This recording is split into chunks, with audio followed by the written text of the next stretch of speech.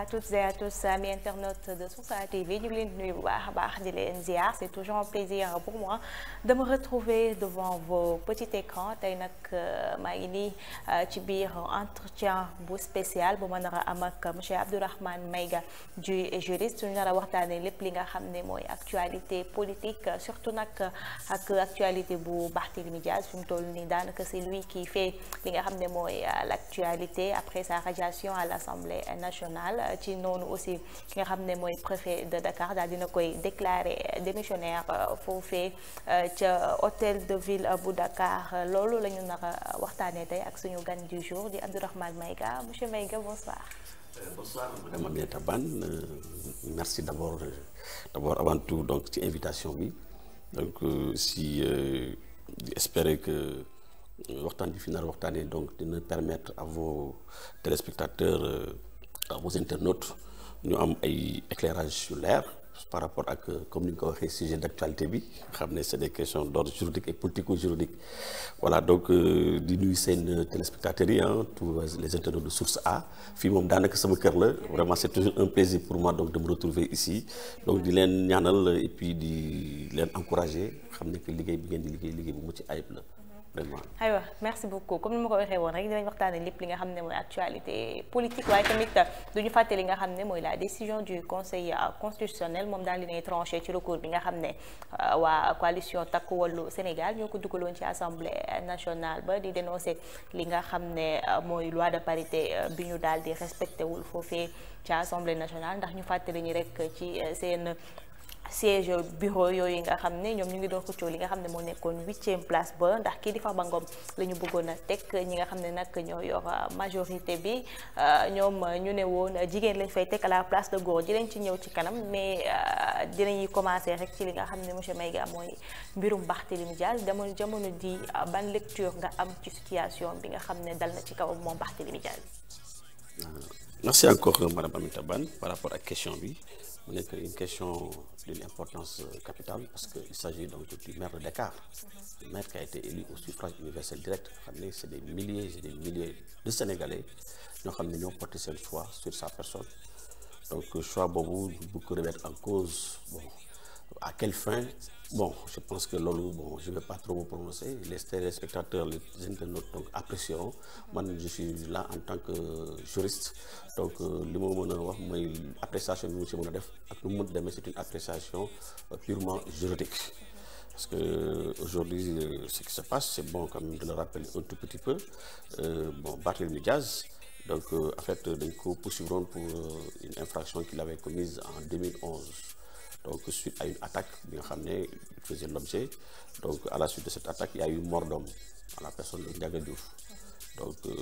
naturellement donc la machine judiciaire c'est mise en marche donc mu nekk une longue procédure juridique boo xam ne à la limite je peux dire c'est terminé en 2023 parce que Cour suprême moo mujj statuer parce que pratiquement Barth dafa utiliser lépp li nga xam ne moom la ko yoon may donc mooy les voies de recours donc parce que en première instance dañ ko condamné woon mu interjeté appel donc mu interjeté appel ñu dem devant la cour d'appel confirmer jugement bi nga xam ne moom la ñu rendoon en première instance dans toutes ces dispositions donc à la suite de cela donc mu daal di saisir la cour suprême aussi donc mu dem dans le sens tracé par les juridictions donc inférieures maanaam ñoom ils ont confirmé que effectivement la règle de droit donc a été bien appliquée. Bon aussi c'est bon de savoir que 6 mois yi nga xam ne moom lañ ko condamné woon maanaam 2 ans parce que condamnation définitive bi dañu ne il prend 2 ans dont 6 mois ferme avec des intérêts civils au montant donc de 25 millions qui doivent verser à la partie civile. Bon pour ce qui concerne la condamnation pénale donc ferme donc il a purgé mooy 6 mois yi purgé na ko donc pour ce qui concerne les intérêts civils tamit fay na ko bon qu'est-ce qui se passe c'est que Barthélémy Dias aujourd'hui à mon avis bon dafa am benn acharnement boo xam ne mooy dal ci kawam parce que il a été doublement élu dañ ko élire d'abord en tant que député donc loolu donc ñu évoquer les articles 61 de la Constitution et 51 donc du code électoral pour demander qu'il soit radié loolu def nañ ko donc deuxièmement bi aussi en tant que maire aussi parce que ñaar yëpp ce sont des fonctions électives yëpp dañ ko fal parce que il est bon aussi que seen internautes yi ñu xam lan mooy élection ak nomination élection koo gis ñu ne dañ ko élire maanaam askan bi ci boppam ñoom ñoo jël seen confiance jàpp ne que kii ñun moom la ñu wóolu moo ñu doy donc jàpp nañ ne que kii bu ñu ko falee maanaam dina aller dans le sens. même condition yu ñuy élire président de la République. Comme le président de la République, surtout que depuis 2021 on parle de suffrage universel direct. Donc ça veut dire que tey Barthélémy Dias li fal président de la République moo ko fal donc légitimité maanaam bi nga xam ne moom la président de la République am moom la Barthélémy Dias am donc amul lenn lu ko ëppalee donc askan wi ñoo ko fal donc mu nekk loo xam ne tey jii bu ñu ko naree folli donc waruñu ko jël avec une certaine légèreté vraiment dafa war a nekk ay c'est-à-dire une application stricte et rigoureuse de la loi boo xam ne dañuy respecter tous ces droits appliquer les textes c'est-à-dire que de façon objective et pas ñu koy jël parce que bon peut-être que y a une main politique bi fi nekk boo xam ne pour des règlements de compte ou je ne sais pas ñu bëgg a jël salfaañe suñu texte yi pour vraiment donc voilà de radier ko wala de le destituer donc de ses 2 mandats donc léegi maintenant la question elle est importante parce que ñaari cas la donc beneen premier cas bi mooy en tant que député donc là aussi damay rappeler toujours lu tax ma def historique bi condamnation parce que ñaari yëpp ils ont fait appel à la condamnation devenue définitive pour demander ñu radier ko d'abord au niveau de l'Assemblée nationale donc damay dem d'abord par rapport ak Assemblée nationale bi statut député bi foofu gars yi dañoo salfaañe ay droits ils ont fait une mauvaise application disons des dispositions de la Constitution notamment l'article 61 et des dispositions donc du règlement intérieur de l'Assemblée nationale qui dit que tout c'est-à-dire que dans son dernier alinéa parce que dernier alinéa dafa ne tout membre du Parlement qui fait l'objet d'une condamnation pénale définitive peut faire l'objet d'une radiation sur demande du ministre de la Justice lu muy firnde maanaam képp ko xam ne député nga yow bu fekkee ne dañ la condamnation bi yoon topp la ba nga utiliser lépp li la yoon may ba nga xam ne condamnation bi c'est devenu définitif maanaam amatoo beneen pexe en tout cas au niveau national amatoo benn pexe voilà c'est-à-dire bu dee yoon kese amatoo benn pexe maanaam lépp lu la yoon may jël ko donc député boobu il suffit que ministre de la Justice mu bind benn bataaxal au président de l'Assemblée nationale pour demander ñu radier la ñu génne la ci maanaam député yi te su boobaa donc bu ko defee donc da ngay génn dañ lay radier maanaam da ngay perte sa mandat voilà donc mais le problème qui se pose mooy madame Aminata Bane xam nga comme ni ma ko yàgg di waxee gis nga article 61 ak article 51 dafa leer quoi dafa leer te je pense que li nga xam ne dafa leer jarul ñu koy interpréter vraiment de façon subjective parce que article 61 dafa ne tout mandat tout membre du parlement maanaam képp koo xam ne député nga yow bu fekkee ne dañ la yoon dafa la topp nga def benn infraction pénale ba yoon may la lépp lu la may nga xam ne yow tu es devenu définitivement condamné dañ lay révoquer député bi la ñuy wax de qui fait l'objet parce que c'est du français il faut bien comprendre il n'a pas dit le député qui a fait l'objet maanaam da nga defoon njombe avant ngay nekk député bu doon qui a fait l'objet parce que français c'est clair qui fait l'objet et qui a fait l'objet xam nga du benn bu ñu ne woon qui fait l'objet maanaam yow à partir bu ñu la falee nga nekk député donc à partir du moment boobu boo defee njombe maanaam nga am problème ak yoon ba ñu condamné la donc mën nañ la folli mais bu fekkoon nañu ne qui a fait maanaam député bi nga xam ne même donte bien avant ngay nekk député yow def nga benn njombe parce que ñëpp dañu am un passé judiciaire donc pour une raison ou une autre voilà donc boo xam ne c'est devenu définitif mën nañ la folli mais le cas d'espèce Barthélémy Dias moom bi ñu koy condamné les faits pour lesquels il est poursuivi remontent à 2011 et bi ñu koy condamné définitivement boobu c'était pas sous ce magistère là maanaam assemblée bii nga xam ne mooy 15e législature bii nga xam ne moom lañ ko fal nekk mu nekk député c'est-à-dire conseil constitutionnel statué ci kam depuis le 10 octobre pour nekk léegi yow ta candidature est recevable te dinaa ci ñëw parce que à partir du 10 octobre dañu ne yow Barthélémy Dias mën nga bokk donc si la demee solliciter suffrage population yi ñu fal ko mu nekk député mooy 15e législature donc jugement bi nga xam ne maanaam arrêt bi parce que on ne parle plus de jugement parce que jugement c'est en première instance mais là on est devant la Cour suprême. Cour suprême c'est en 2023 je pense mais 2023 la jël dogal pour condamner définitivement Barthélémy Diaz. donc boobu nekkagul woon député ci législature bi. donc lan moo tax kon bu fekkee dañ ko bëgg a appliquer donc disposition article 61 ak 51 dañu juum. c'est une mauvaise interprétation donc de cet article. donc loolu déjà c'est un premier revers maanaam benn violation la ci ay droits donc parce que yoon boo koy appliquer dañ koy appliquer tel que ni ko législateur bi ni ko bindee noonu nga war a appliquer mais waroo ko interpréter à ta manière non moo tax c'est bon mu saisir donc le conseil constitutionnel parce que aujourd'hui deuxième vice bi nga xam ne bu ñu waxee vice maanaam ñombe bi ñuy def ci statut député mooy non seulement dañoo faire maanaam lecture bi ñu am ci article 61 ak 51 dañ cee juum ah mais deuxièmement mooy même su fekkente ne par exemple aujourd'hui ministre bi saisir na président assemblée nationale ñu constater sa radiation loolu constat boobu cela n'appartient pas aux députés du assemblée moo ko war a radier c'est-à-dire que kooku amul prérogative boobu c'est le juge des élections le juge constitutionnel mooy la cour constitutionnelle ñoom ñoo am sañ-sañ boobu constater que nekk effectivement donc il fait l'objet d'une radiation donc bu ñu confirmer décision boobu à partir de ce moment donc il est purement et simplement radié parce que pour te dire que gars yi man je ne sais pas comment il fonctionne parce que vraiment seen juristes yi war nañ ko xoolaat bu baax parce que dañuy induire nit ñi en erreur lii ce qui se passe actuellement c'est du jamais vu parce que c'est à croire qu'il n'y a pas de juriste au niveau donc de la en tout cas du pouvoir exécutif des gens des conseillers yoo xam ne dañu xarañ ci matière bi pour vraiment joxe ay orientation ñi nga xam ne ñoom ñoo am sañ-sañ di jël ay dogal parce que y a eu un cas mooy le député du PASTEF là ki nga xam ne dafa démissionné ñëwoon moom tamit dañ ko condamné woon. Thierno Ali Mbaye mooy le successeur d'Abbas Fall. Abbas Fall donc bi mu demee ci gouvernement bi donc il a eu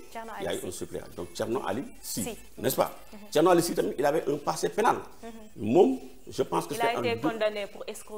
escroquerie. N'est-ce pas et la condamnation est devenue définitive. parce que moom dafa dem utiliser bu ñu condamné en première instance. dafa def recours devant la cour d'appel. donc demee cour d'appel confirmé jugement bi donc l'affaire est devenue définitive. est-ce que la saisi la cour suprême ou pas mais en tout cas am na ay délais parce que cour d'appel bu joxee arrêt bu jëlee décision donc ki nga xam ne dañ ko condamné moom day am un délai pour saisir la cour suprême si délai boobu bu fekkee ne saisiru ko aussi donc la décision devient définitive. donc ce monsieur dont il est question Thierno Ali boobu moom bi ñu koy condamné définitivement mais nekkul woon député. kon pourquoi ñu bëgg appliquer disposition article 61 yi nga xam ne dafa nekk député bi dafa nekk en fonction il s'agit d'un député en fonction qui fait l'objet d'une condamnation mais ce monsieur là su ma comprendre daal mu nekk rétroactivité du fa mën a am. non la loi ne rétroagit pas vous permettez. non la loi ne rétroagit pas dans ce cas parce que xam nga lu tax ñu wax le principe de la rétroactivité ou de la non rétroactivité des lois. c'est tout simplement pour éviter genre conséquences dramatiques c'est une question d'ordre public. c'est des questions juridiques. rétroactivité dafa am fi ñu koy permettre 3 cas seulement la ñu permettre ñu naan loi bi dafa war a rétroagir. mooy d'abord fekkente ne par exemple il y a ce qu'on appelle les lois pénales beaucoup plus douces. par exemple ñu voté benn loi ñu ne bon désormais képp koo xam ne jàpp nañ la ci ay. article 196 soustraction frauduleuse de la chose d'autrui ngay sàcc par exemple Jakarta. xam nga bëri na fi. ñu ne léegi dañuy corse ñu ne 10 ans ku ñu ci jàpp ngay sàcc Jakarta donc 10 ans ngay tëdd bon léegi ñu jékki-jékki ak législature bu bees bi gars yi ne moom 10 ans nag dëgg yàlla bëri na trop quoi 10 ans ci sàcc benn moto boo xam ne moto sax 400 000. donc ñu ne dañuy jéem a allégé ñu jël beneen loi bu bees ñu ne désormais képp ku ñu jàpp pour 10 ans. ci maanaam soustraction frauduleuse sàcc par exemple ay scooter ak yu demee noonu. donc dootul 10 ans mais 5 ans ngay tëdd. donc su boobaa loi boobu dafay rétroagir c'est-à-dire ñi ñu jàppoon ñi tëdd 10 ans képp koo xam ne defoon nga 5 ans dañ lay bàyyi nga def. dañ ciy bénéficier rétroagir waaw dañ ciy bénéficier wu. ñi nga xam ne ils ont fait plus de 5 ans ñoom dañuy leen di libérer dañ leen di élargir. ñi nga xam ne ils ont fait près de 3 ans 4 ans donc dañuy mëtal ba 5 ans donc 10 ans bi donc. dootuñu ko tenir en compte donc c'est ce qu'on appelle des lois pénales beaucoup plus douces. bon am na yeneen façon loi yoo xam ne législateur bi mu koy voté dafa ne que cette loi elle est expressément rétroactive. dañ koy voté ba pare ñu ne loi bi ñu voté nii day rétroagir donc loi boobu aussi dafay rétroagir donc là aussi c'était deuxième cas yi nga xam ne dañ ko prévoir pour la rétroactivité des lois. Troisième cas bi ce sont des lois interprétatives donc qui posent bon wala supplétives quoi donc interprétatives ou supplétives yooyu tamit ce sont des lois yi nga xam ne dañuy rétroagir mais dans le cas d'espèce ici nekkuñu si. c'est pas le cas la loi ne disposant que pour l'avenir et n'ayant point d'effet rétroactif donc mënuñu jël tey jii disposition boo xam ne dafa ne le député. ou bien le membre du Parlement qui est en fonction, ñu bëgg appliquer des infractions ou bien des jugements devenus définitifs qui sont antérieurs à son installation en tant que député. Parce que infraction dafa war a postérieure et non antérieure. Donc moo tax ñu ne c'est pour des questions d'ordre juridique. Parce que bu fekkee ne dañu doon permettre ñuy rétroagir chaque fois loi boobu article 61 ak 51 bi mais su boobaa may leer na ma ne assemblée nationale bi fa nekk 3/4 yi ñëpp duñ fa nekk mais duñ fa nekk. D'accord. duñ fa nekk et puis il y a un autre problème aussi. ci disposition article 61 bi parce que dafa ne tout député qui fait l'objet d'une condamnation devenue définitive donc peut faire l'objet d'une radiation sur simple demande du ministre de la justice. Mais su boobaa tey jii imagine-toi un député bi nga xam ne dañ ko élire. askan wi ñoo ko élire. waa ji di dawal otom jékki-jékki rek bon par inadvertance mu am un accident xam nga ça peut arriver ñun ñëpp dañuy dawal oto xam nga lépp mun na des fois nga am tu vois dawal dal la bon des fois parce que téléphone bi ou bien pour une erreur boo xam ne inconsciemment nga def benn infraction dal ci kaw nit. mu gaañu xam nga yàlla bu mu faatu sax yàlla na si yàlla musal boobu moom vraiment mais tu as commis une infraction. infraction boobu mais bu la famille bi partie civile bi maanaam ki nga mbëkk. partie civile bi bu la porter plainte yow député mais affaire bu demee bu tegoo ci yoon tu vas être déçu dañ lay déchoir parce que dans tous les cas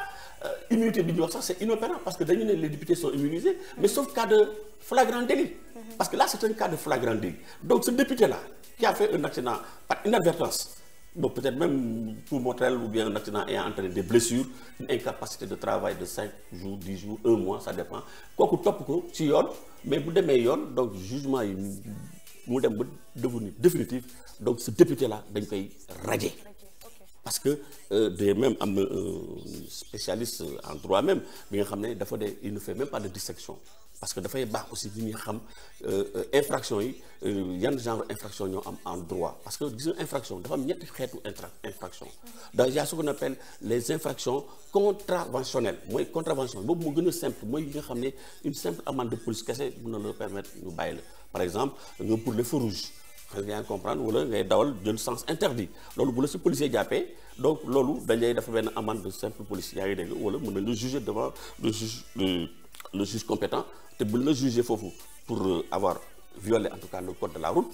ce jugement devient définitif mais dañ lay génnee donc ça veut dire que ce député là mais instant il y a une épée Damoclès qui est là sur parce que article 61 distingue wul infraction contraventionnelle moo gën a tuuti ci infraction yi de l'infraction délictuelle parce que délit aussi mooy li ñu gën a xam loolu moom soo jàng naan da nga tu as fait un délit tu as commis un délit maanaam par exemple ay coups et blessures xam nga par exemple ay nga ñëw mbëkk yëfu jàmbur dégradation de la chose d'autrui xam nga ou bien faux et usage de faux xam nga en écriture privée dafa bëri y a une liste la liste est tellement longue d'infractions yi nga xam ne dañ leen di qualifier comme des infractions délictuelles boobu c'est à mi-chemin mais xeetu infraction bi gën a graaw nag bi nga xam ne moo gën a graaw boobu ci infraction yëpp mooy ce qu'on appelle les infractions criminel bon criminel nag ça veut pas dire que da nga rey nit parce que li ñu déggee crime rek dañu yaakaar ne non parce que boo xoolee infraction yooyu yëpp dafa am ay juridiction yu spéciales compétentes yoo xam ne ñoom ñoo koy atte bu dee infraction de simple police la wala infraction délictuelle wala infraction criminelle criminel en général dañu naan crime mais des fois il y a des infractions que le législateur lui-même a considéré comme étant des crimes par exemple am na yenn détournement yoo xam ne bu eggee à un certain montant donc dañ naan li nga def détournement dootul délit mais crime la est-ce que on a affaire drogue bi par exemple et tout ça donc crime la affaire nga xam ne c'est récurrent et moi je suis grâce au mouvement féminin on a criminalisé par exemple le viol c'est un cas de crime du rey nit donc ak yeneen donc léegi mais article 61 ne distingue pas selon que infraction bi délit la wala crime la wala une infraction contraventionnelle dañu ne tout député en tout cas boo xam ne tu fais l'objet d'une condamnation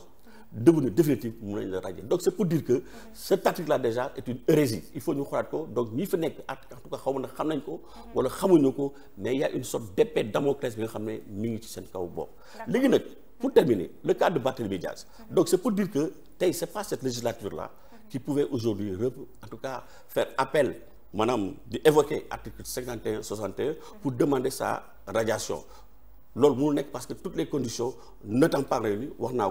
ko tout à l'heure parce que l'infraction est antérieure à son installation. Mais par contre su fekkoon ne c'était sous le coup de la 14e législature. 14e législature mooy bii Barthélémy Diomaye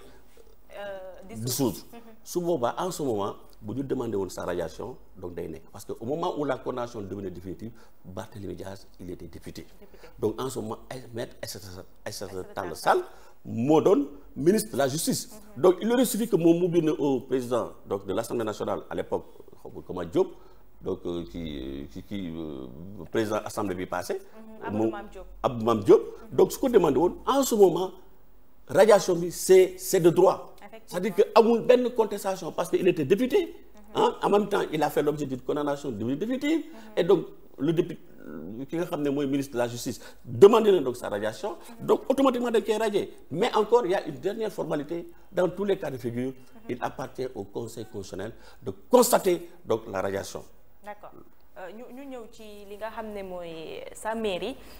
ndax fi mu toll nii l'article 277 L277 mooy def coow y a un des conseillers municipaux yi nga xam ne moo ngi wuyoo ci turu Beyna Gueye dëkk foofee ci Sicap Baobab moom ci la daal di jàppandeku ba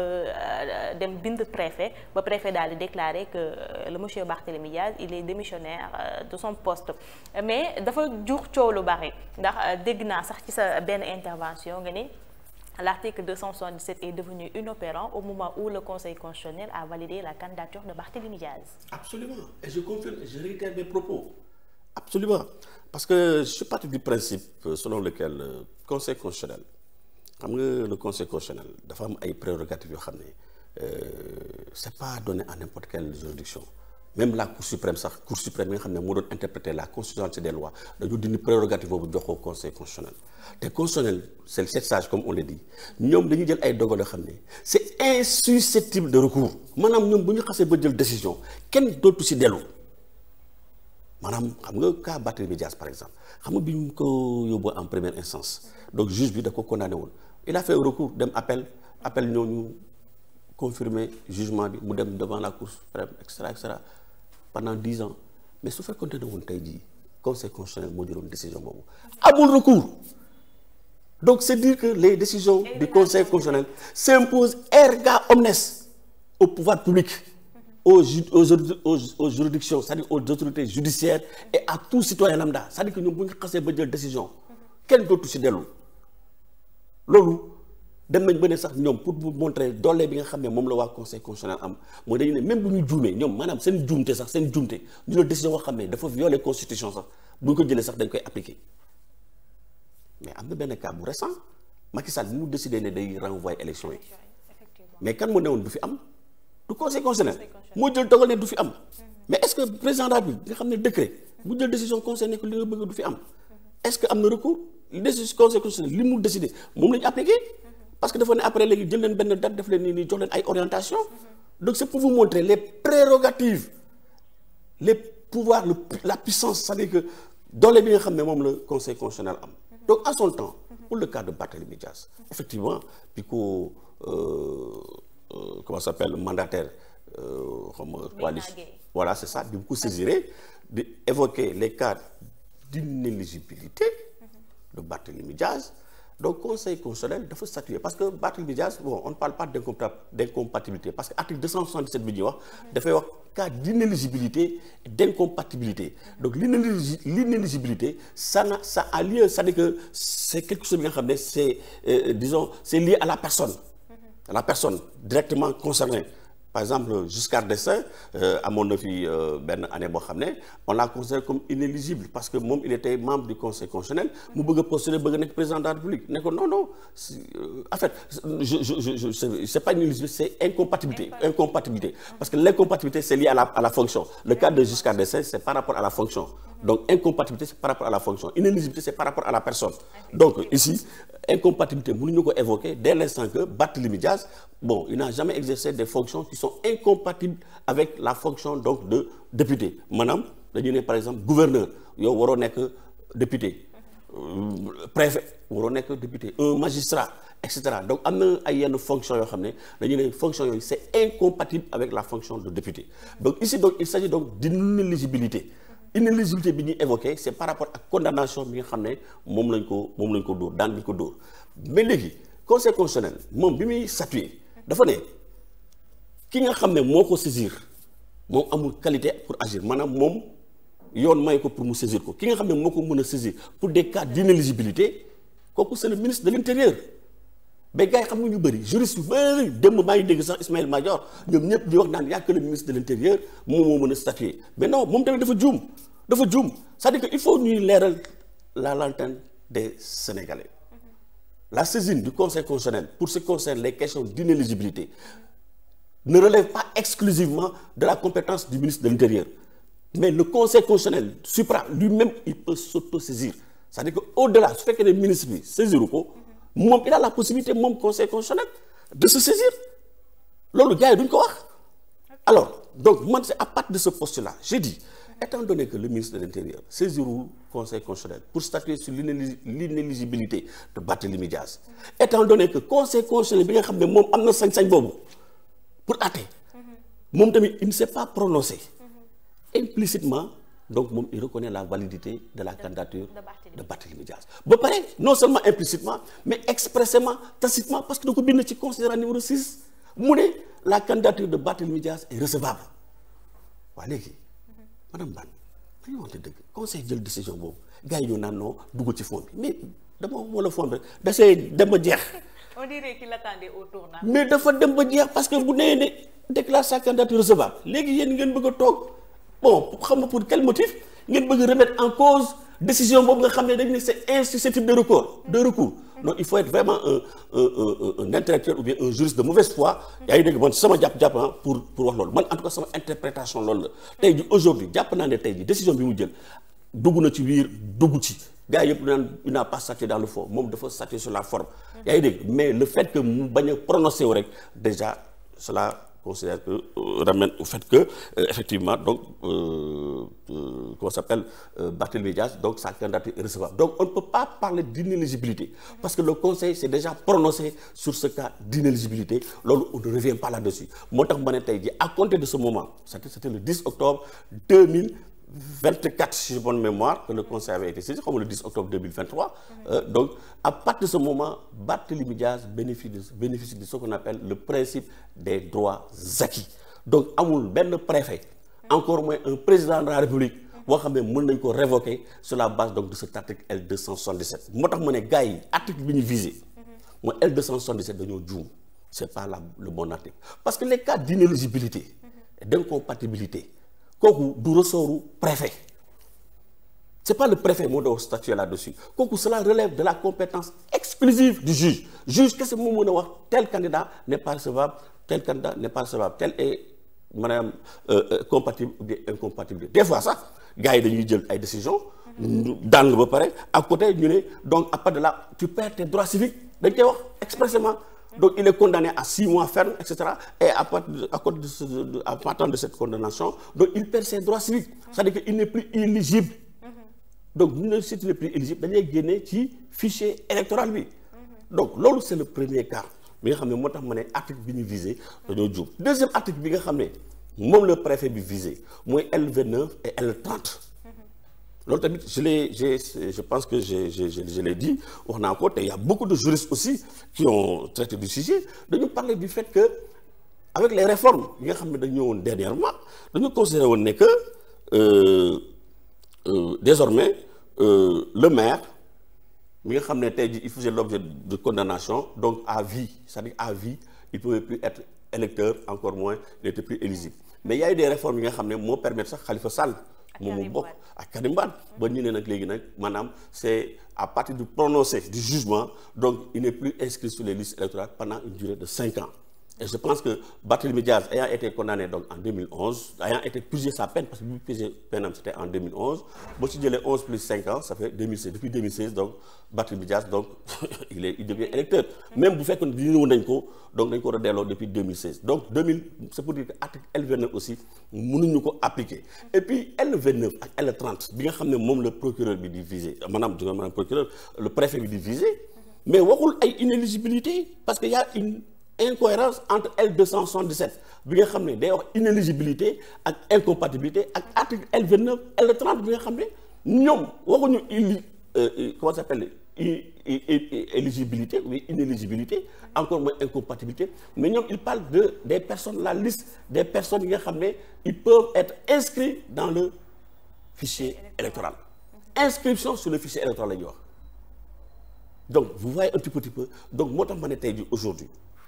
ce qui se passe mooy am na beneen hérésie bu ñu defaat mooy ci L277 parce que L277 dafa ne tout conseil municipal qui fait l'objet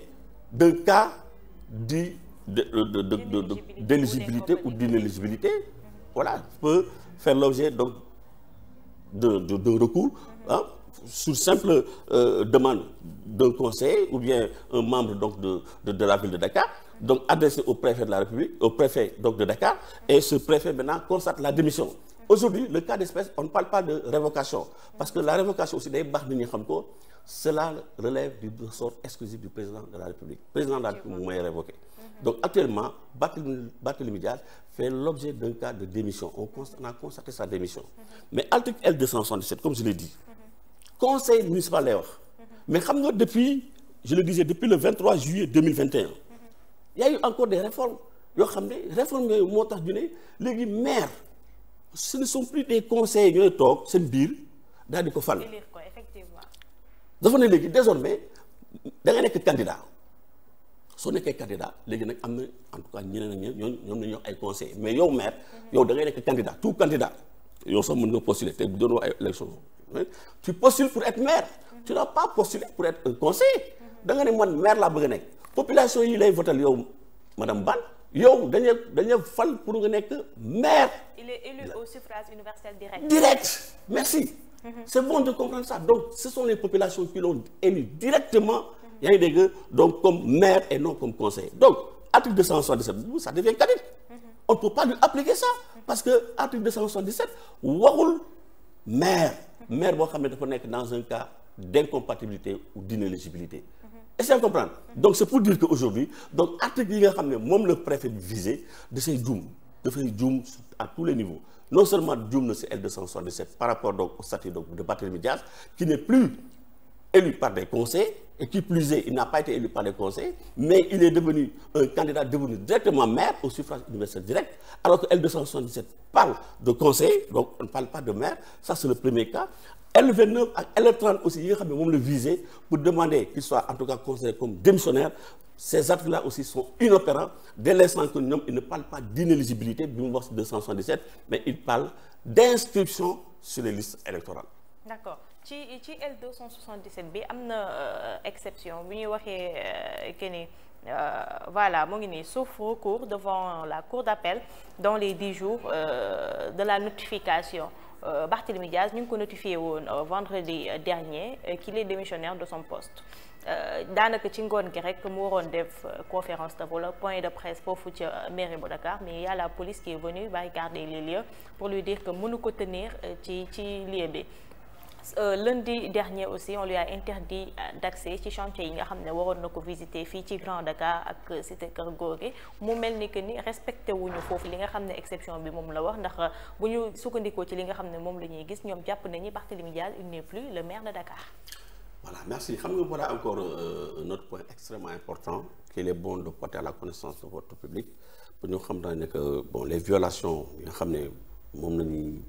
def ci droit yi nga xam ne moom la Barthélémy Diaz am ñun c'est l'objet de notre combat c'est même pas un combat mais ñun on est là pour des combats de principe man gars yu bëri naan ma xanaa yow Bart da nga nekk ci parti wala non c'est-à-dire que ñun en tant que juriste am na yenn xeetu violation yoo xam ne mënuñu toog di seetaan ñu koy teg ci doomu aadama sans pour autant réagir d'autant plus que c'est le maire de Dakar c'est notre maire ñun ñu fi nekk ñun ñëpp ñi nga xam ne ñu ngi yeewoo Dakar ñu juddoo fi màggee fi mais Bart mooy suñu maire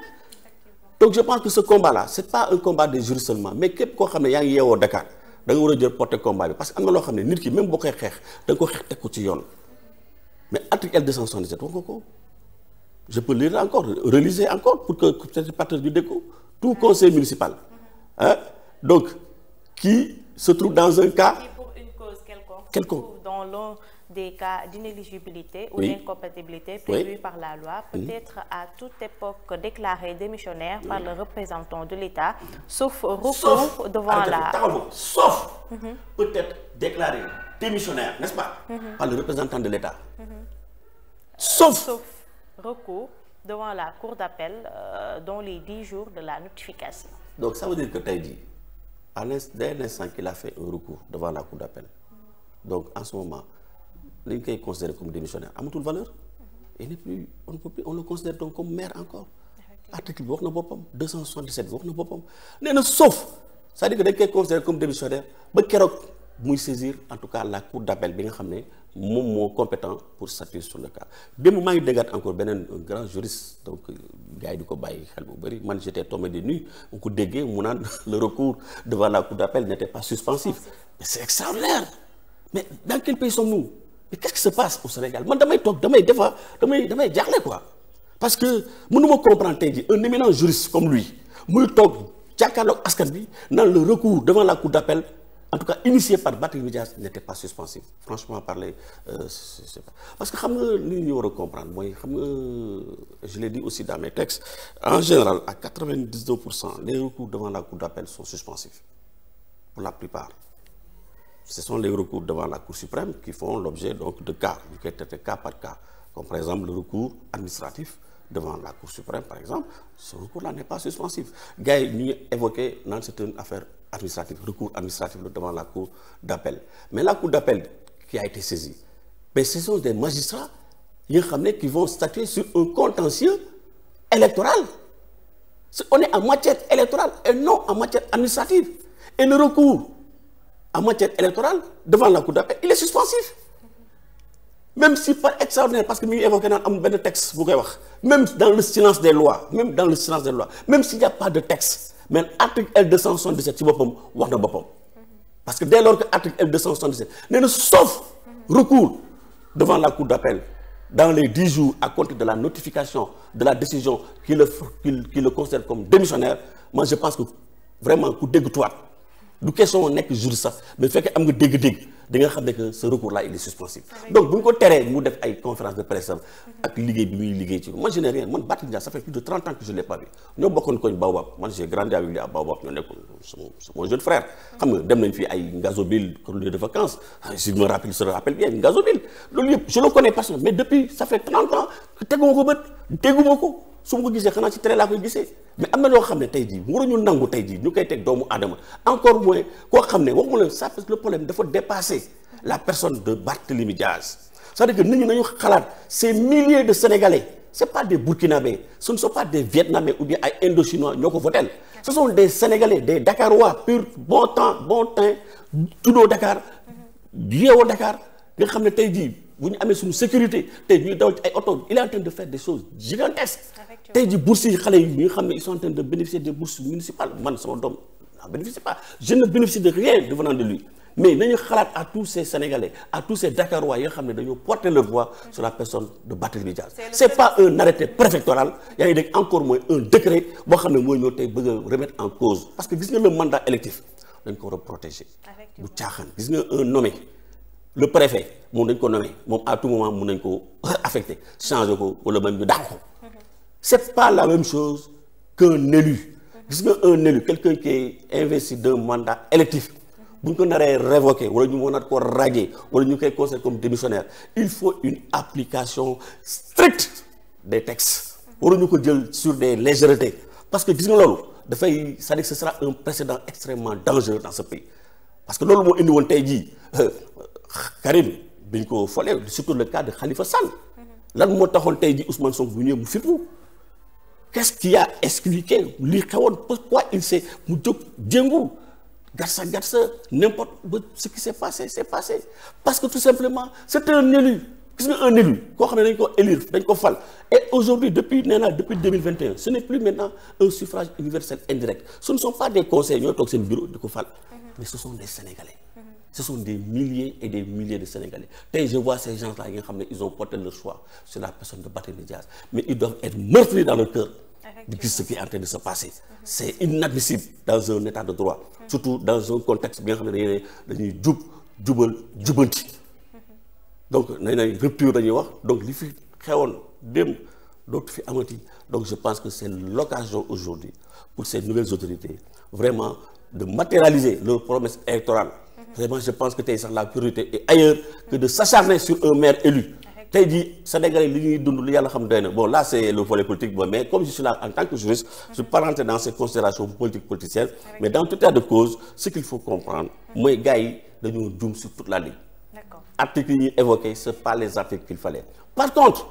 moi si en tout cas xam nga ñenn ñoo conseille le président de la République ou bien en tout cas les autorités yi nga xam ne ñoom ñoo initié cette procédure de radiation yaa ngi dégg au niveau donc de la mairie je pense que tey jii ñoom fekkoon dañoo bëggoon vraiment appliquer une bonne application des textes dañoo waroon viser les articles 40 et 41 mooy la radiation su la neexoon tey jii mënoon nañu viser article 40 tey parce que article 40 bon ça permet à l'administration de révoquer ou bien par exemple koo xam ne il était dans le fichier ñu génnee ko ñu radier ko en évoquant effectivement le motif comme quoi il fait l'objet d'une condamnation définitive ñu motiver ko parce que là aussi c'est prévu on permet à l'administration de révoquer en tout cas un citoyen sénégalais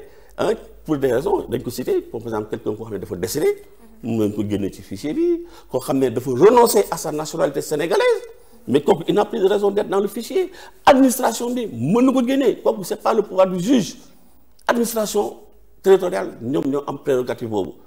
ou bien par exemple le juge mu déclarer expressément ne tel dañ ko war a génne ci fichier bi parce que il fait l'objet d'une condamnation devenue définitive loolu yëpp administration bi am nañ prérogative yooyu mais bu viser ay L277 di wax ay inéligibilité mi ngi accaparer maanaam mi ngi approprier des compétences yoo xam ne moomu ko parce que compétence boobu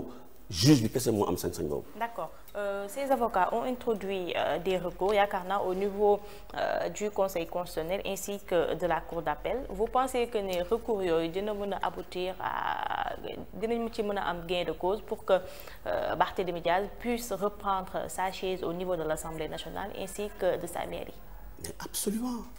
absolument et je l'ai dit aussi dans mes textes maintenant si le droit a été dit si le droit est dit j'ai bien dit fekk nañu appliquer les textes rigoureusement Barthélémy Dias non seulement dinañ ko delloo Assemblée nationale mais dinañ ko delloo au niveau de la mairie de Dakar loolu moom man c'est ma conviction fekkee ne le droit est dit mais su fekkee ne nag gars yi donc c'est une commande politique boo xam ne dañ ko war a exécuter comme li fi xewoon gis nañ ko fi bataille donc il a valu à certains magistrats d'être envoyés jusqu'à Tambacounda ou je ne sais pas donc te yooyu je pense que dañ ko doon xeex bon en tout cas doy na war daal bu fekkente daal le droit est dit appliqué nañ les textes même un étudiant en première année de droit xam na ne Barthélémy Dias dañoo salfane à yoon donc je pense que on a une occasion unique en tout cas man j'ai confiance en nos magistrats je reviens du tribunal comme ça fa la jógee chaque jour ñu ngi àtte ça fait 25 ans que je vais au tribunal may assister à des décisions de justice ñuy rendre yoo xam ne kenn ko toog et j'ai confiance en notre magistrature j'ai confiance en notre justice et je sais qu'on a des magistrats intègres yoo xam ne tey jii il se laisse pas berner en commençant par le ministre l'actuel ministre de la justice bi nga xam ne tout le monde le connaît en tout cas pour son objectivité pour son en tout cas sa probité morale pas quelqu'un qui se laisse manipuler xam nga parce que bon voilà moom quand il s'agit de dire le droit day wax le droit parce que le magistrat il est soumis à l'autorité du droit ñun juriste ñëpp droit mooy sunu alxuraan droit mooy sunu bible mooy sunu livre de chevet mooy sunu lépp kon nag à quoi bon voter des lois fekkee nañ ko nar a jël pour une raison bon je ne sais pas politicienne ou bien parce que on veut faire plaisir au chef ñu jël texte yi teg ko fële bëgg a def li nga xam ne yoon tegu ko parce que loolu à ce moment suñ ko bàyyee mu romb mais mar détaillé le ministre Ismaïla Madior Fall démb wax na lu ni mel quand il disait que ni am na yenn yoo xam ne ça vient de l'État foo jaax exécuté ko ba mi ngi expliqué sax ni li ko gën a naqari ci li mu def ci nguuru Macky Sall de 2012 à 2024 bokk na ci bi muy signé décret dindi Khalifa Sall ci poste de mairie bu Dakar. xam nga man démb quand mu doon seetaan Ismaël Madior mais j'avais l'impression de voir quelqu'un qui essaie de se laver à grande eau quoi xam nga parce que tey ñoom day yu bëri fi am scandale yi fi am lépp c'était lui te wax na ko tey jii il veut montrer au peuple sénégalais qu'en réalité c'est pas moi mais c'est une en fait c'est le chef quoi maanaam il faisait son boulot quoi xam nga mais ça c'est extraordinaire mais heureusement wax na mais am na yenn yoo xam ne li ñuy def loolu dëppawul ak yoon li ngay def c'est mooy le sale boulot quoi mais dalay jaral nga démissionner man en tout cas man personnellement am na loo xam ne man kenn du ma ko defloo te am na fi ay leader Thierno Alassane Sall aujourd'hui voilà tey bi ñu ko bëggoo signé ay contrat mu xam ne li dëppawul ak intérêt au Sénégal mais dafa démissionner gis nañ fii am na fi ay cas yoo xam ne ils veulent rester dans l'anonymat yoo xam ne ils ont préféré démissionner que de faire le sale boulot mais moom depuis combien d'années ba nañ ne c'est un tailleur constitutionnel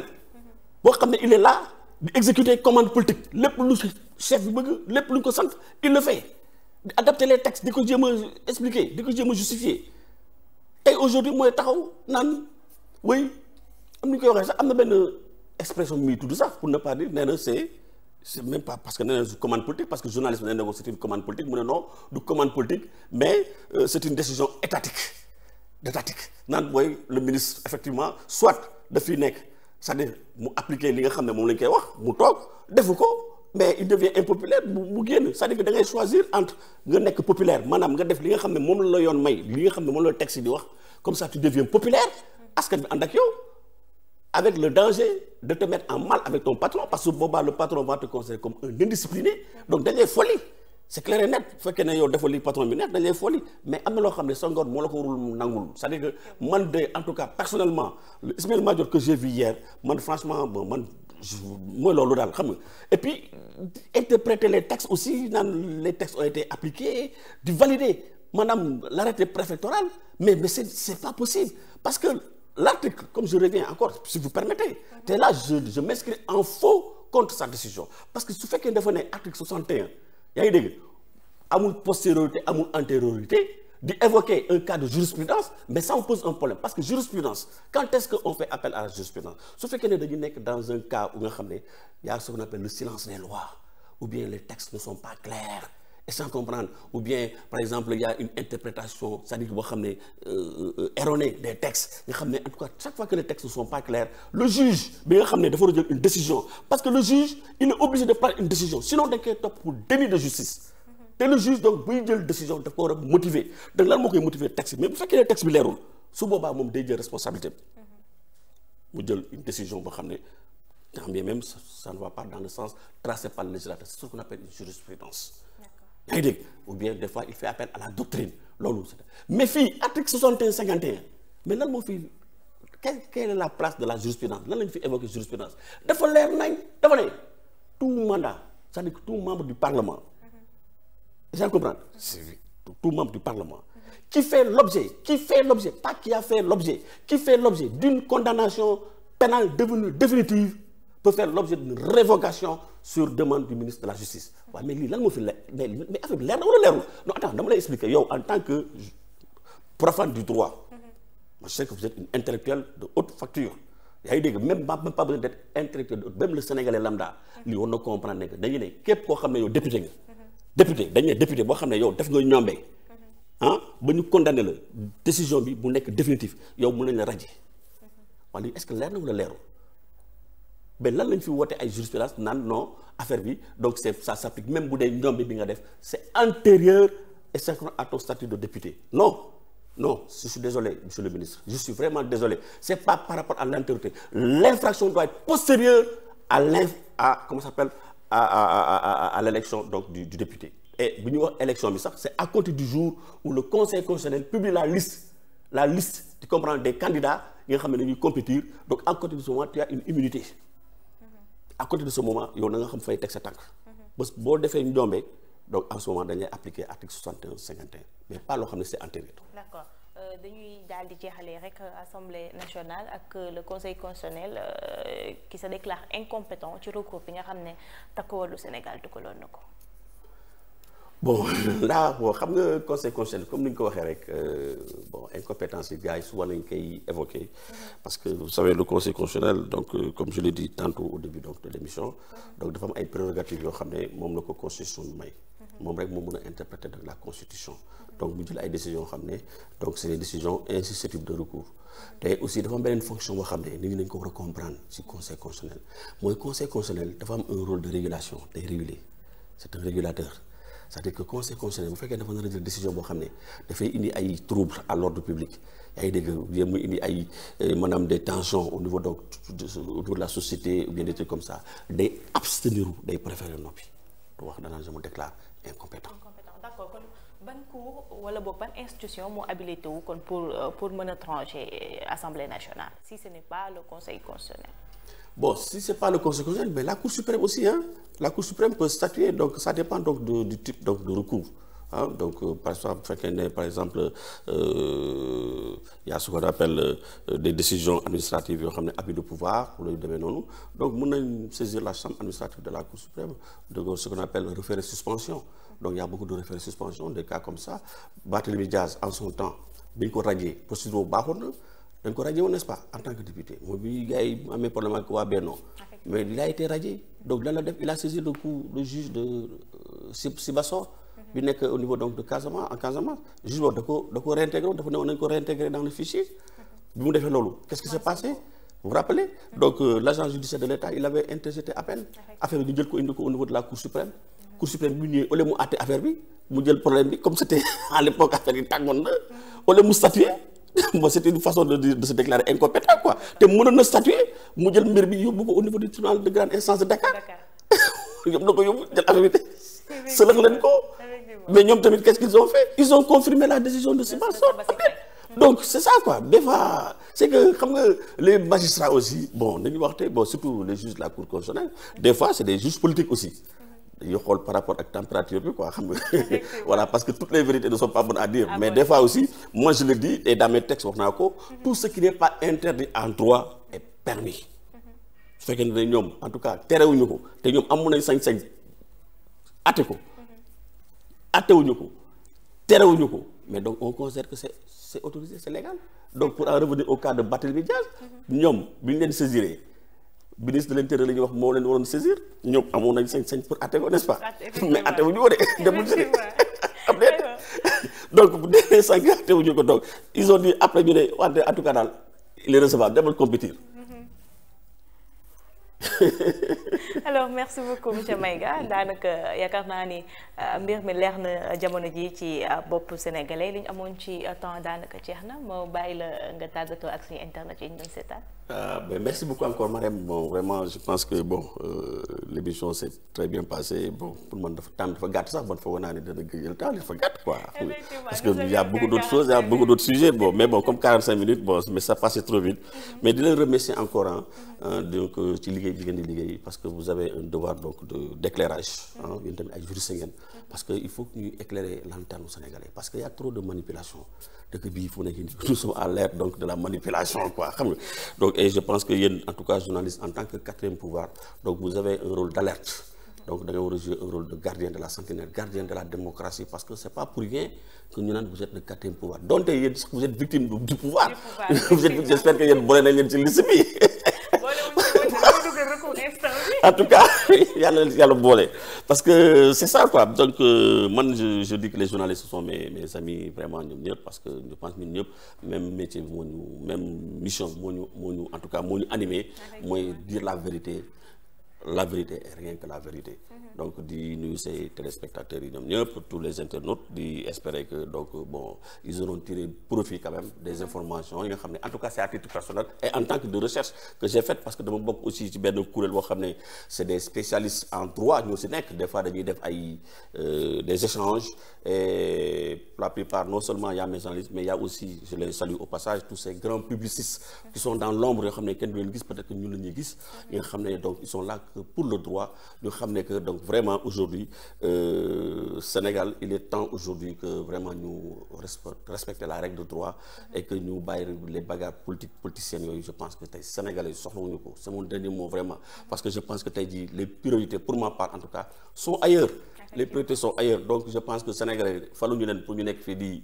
mener ay combats intituts personnels di massacrer de l'adversaire. On les a investis pour soulager la souffrance des Sénégalais. Donc ñu leen ci encourager bu baax et puis ñu respecter aussi en tant que juriste ñu respecter la règle de droit parce que aujourd'hui la justice c'est le dernier rempart dans un état de droit. Sans la justice donc la porte ouverte donc à l'anarchie yal na ci yàlla musal. aywa mi nga merci à vous monsieur Maïga pour votre disponibilité waaye tamit merci à vous nos charmants amis internautes yi nga xam ne rek yéen a ñuy suivre à travers Source A TV tey nag lii moo nekkoon seen entretien spécial avec monsieur Abdourahmane Maïga xanaa rek ma leen di jaajëfal di leen jox rendez-vous très prochainement ak suñu beneen gan ci biir entretien spécial.